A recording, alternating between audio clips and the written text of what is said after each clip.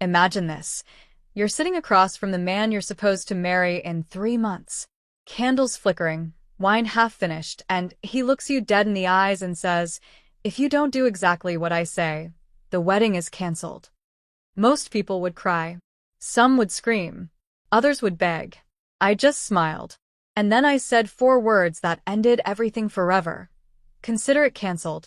My name is Elena, and for 3 years I thought Marcus was my future. Charming, ambitious, the kind of guy who makes you believe in fairy tales, until the mask slips and you realize the prince is actually the jailer. That night he gave me an ultimatum. Quit my career, my dreams, my independence, or lose the ring. He thought he was holding all the power. He had no idea I'd been quietly preparing for this exact moment for months. What he didn't know, what no one knew, was that a single envelope was already waiting in the wings. One piece of paper with my signature on the last page. And when that envelope finally landed in his hands, everything he built would come crashing down. Trust me, you're going to want to hear what happened next. It started like any other Friday night. Takeout on the table, soft music in the background, Marcus in his favorite chair looking like he owned the world. Then he said it. "If you don't quit your job and start helping me full-time with the business, the wedding is off." Just like that. No discussion. No compromise. An order. I stared at him, fork halfway to my mouth. 3 years together, 3 years of late-night talks, shared vacations, the ring he picked out himself, and this was the moment he decided to show his true colors. He kept going, voice rising. "You're always talking about your career like it matters more than us. If you really loved me, you'd put me first. You'd obey." Obey. That word hit like a slap. I could feel my heart racing, but my face stayed calm. I'd practiced this moment in my head more times than I cared to admit. The red flags had been there for months, small at first. Comments about my outfits. Questions about why I still hung out with Lila so much. The way he'd jokingly say I should ask his permission before making big decisions. I'd brushed them off. Told myself it was stress. Told myself love means compromise. But this wasn't compromise. This was control. Have you ever had someone you trusted hand you a choice that wasn't really a choice at all? I set my fork down slowly, looked him straight in the eyes, and smiled. "Consider it canceled," I said. Then I stood up, grabbed my keys, and walked out the front door. He laughed behind me. Actually laughed. Thought I was bluffing. Thought I'd be back in an hour, tears in my eyes, ready to apologize. He had no idea I wasn't going home. I was going somewhere else entirely. He laughed. I heard it echo through the closed door as I walked down the hallway. That laugh told me everything. He truly believed I had nowhere else to go, that I'd crumble without him. Wrong. I slid into my car, hands steady on the wheel, and drove straight to the one place I knew would be open at 10 p.m. on a Friday night, Attorney Reyes's office. Yes, I'd been there before. Multiple times. Months earlier, the little comments started feeling heavier. The suggestions about my schedule. The way he'd check my phone just to see what time Lila texted. I told myself I was overreacting, until I wasn't. So I made one quiet appointment. Then another. We talked assets. Prenups he refused to sign. The property I inherited before we met. The small business loan I gave him 2 years ago to help him get off the ground. All documented. All in writing. Attorney Reyes looked at me that first night and said, "Elena, if he ever tries to corner you, you already have the keys to walk out unscathed. And maybe even take the door with you." I didn't want to believe I'd need it, but I kept the folder anyway. That night, after I left Marcus laughing in our apartment, I sat across from Reyes again. He didn't ask why I was there at midnight. He just opened the file and said, "Tell me what happened." I told him everything. And when I finished, he smiled, the same calm, knowing smile I'd worn earlier. "We're going to need a courier first thing tomorrow," he said. Have you ever felt the exact second your heartbreak turns into power? That's what that moment felt like. By morning, a plain white envelope was sealed, addressed, and ready. Inside, the termination of every joint venture. A demand for immediate repayment of the loan with interest. And the signature on the last page? Mine. Marcus had no clue what was coming until the knock on his door. Picture this.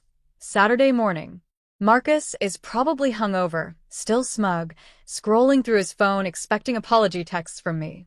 Instead, the doorbell rings. A courier. Plain white envelope. No return address. Just his name in neat black ink. He signs for it, tears it open right there in the doorway. I wasn't there to see his face, but I can tell you exactly what happened next because his phone started exploding 5 minutes later. First call. Elena, what the hell is this? Voice shaking. Not angry anymore. Scared. Inside the envelope.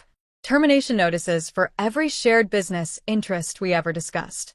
A formal demand letter for the full repayment of the $60,000 loan I gave him 2 years ago, principal plus accumulated interest. Due in 30 days. Attached bank statements showing every transfer I'd made. And on the very last page, my signature. Clean. Final. Irrevocable. He thought he was marrying a safety net. Turns out he was borrowing from one. His business? The one he built with our money? It was 90% propped up by my inheritance connections, my quiet co-signatures, my family's network he loved bragging about at parties. Without me, the contracts dry up. The credit lines freeze. The clients start asking questions. Second call. Baby, please, we can fix this. I didn't mean it like that. Third. Elena, answer me. This is crazy. Fourth, fifth, sixth, straight to voicemail. I sat in Lila's living room, phone on silent, watching the notifications stack. Each one more desperate than the last. The man who demanded obedience was now begging. And I hadn't said a single word back. But the real twist? He still had one more card he thought he could play. What was that last card Marcus thought he could play? Simple. Guilt. Sunday afternoon my phone lit up again, not with calls this time, but with a long, rambling text. Elena, I was drunk. Stressed. I didn't mean any of it. You know how much I love you. We can still fix this. The wedding's in 3 months. Don't throw us away over one fight. One fight. That's what he called 3 years of slowly tightening the leash. I read it twice. Felt nothing but calm. Then I blocked his number. The next week was quiet. Beautifully quiet. I moved my things out while he was at work, the meetings that suddenly weren't happening anymore. Lila helped me pack. We laughed about the stupid throw pillows he always hated. I kept my apartment, my job, my friends, everything he tried to make me shrink to fit his vision. Marcus? The loan demand letter worked faster than any lawyer could have predicted.